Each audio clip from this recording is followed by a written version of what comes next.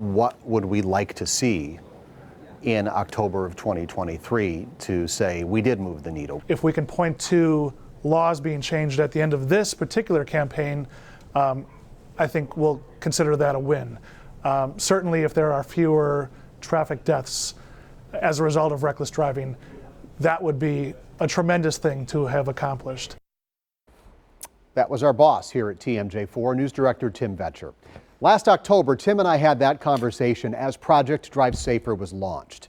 Now that our year-long project is coming to an end, it's time to take stock of what we've accomplished and what work remains undone.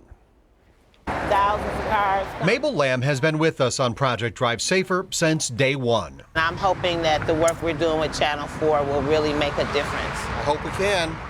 I hope so too. Every step of the way, we have turned to Mabel and people like Mabel. They live in communities hit hardest by reckless driving. This is a problem for citizens in Milwaukee, and so I'm so grateful for the awareness you all have brought around this problem. I think however you want to measure Project Drive Safer in terms of success, you can do so and say we were successful, but certainly when it comes to awareness. Project Drive Safer came at reckless driving from three directions: engineering, how streets are built; enforcement, what police and the courts are doing to hold drivers responsible; and education, from basic driver's ed to simple common sense. Let's start with what's most visible: engineering.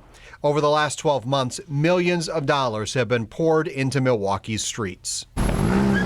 From bump outs on notorious speedways like 27th Street to larger projects like this protected bike lane. It's part of an $8 million project to transform 8 blocks of West Walnut Street. As Ben Jordan explained, decisions like this make the streets safer for everyone. An idea so effective at calming traffic, the city wants to use it in major street projects, like a 20-block rebuild of Oklahoma Avenue. I see the engineering changes that have taken place. I drive up and down Capitol Drive every single day and I see the bump outs.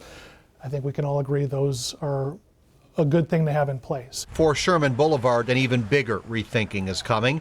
Major changes for a troubled street right in front of Mabel Lamb's house. Is that a win for the boulevard? It could be. Her worry now, the burden on taxpayers could price people out of this neighborhood. I'm hoping it doesn't displace any of our residents where their taxes go up and they're unable to pay. So that is one concern. On enforcement, we saw bill after bill. This bill sends a message to criminals that this behavior will no longer be tolerated and you will indeed be punished. 2 of them passed by the legislature and signed by Governor Evers. Lawmakers gave police more tools to take reckless drivers off the street.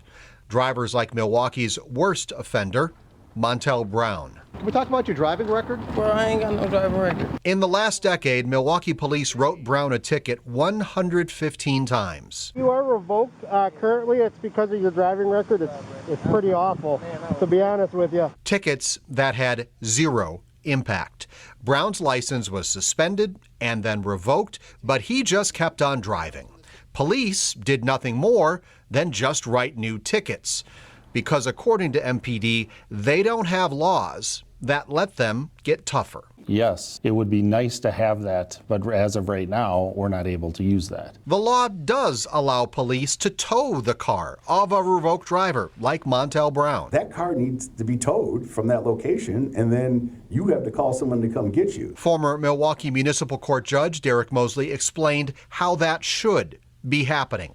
In the city of Milwaukee, it does not. That is a choice that's been made by the police chief, Jeffrey Norman, to release even the worst offenders on an honor system. They are expected to get a licensed driver or some other means to remove their vehicle, like a tow truck, if they don't have the ability to drive the vehicle themselves. Even a new law giving police expanded power to tow has never been used, because police say they don't know how to use it in the field. It's two-sided, but they gotta put some of that meat on the bones and really enforce what the laws are already on the books. In Madison, the work is not done. Penalties for operating a motor vehicle without a license are nothing more than a slap on the wrist. Just last week, Senator Van Wanggaard unveiled a bill making repeat driving while suspended or revoked a criminal charge. It's opposed by Democrats in the Capitol, but supported by a majority of Milwaukee's Common Council. It's one of those things that's kind of tough. To what point do you criminalize somebody for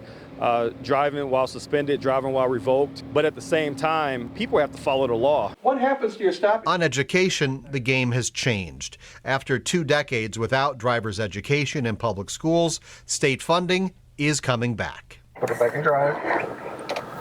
There we go. Our Adopt a Driver campaign has also helped, collecting almost $11,000 to put kids through driver's ed. It's not just you buy a car, you put gas in it, and you drive. It's more than that. It's being responsible. It's having insurance. It's being courteous on the road. It's knowing the traffic laws. And a major change came just last week as the state announced every driving student will need to pass a road test.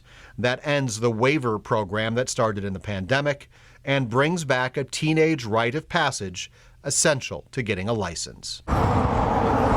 With all that in our rearview mirror, how did we do? We still got a lot of work to do. Mabel Lamb believes the real solution is changing people's hearts and minds, rooting out the recklessness that too many people engage in way too easily.